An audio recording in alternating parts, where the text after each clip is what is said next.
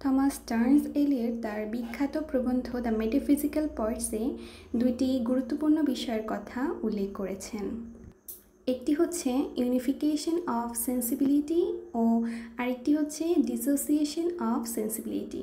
Unification of sensibility বলতে বোঝায় যেখানে থটস এবং ফিলিংসকে একত্রিত করা হয়, অর্থাৎ চিন্তা এবং অনুভূতির সংমিশ্রণ।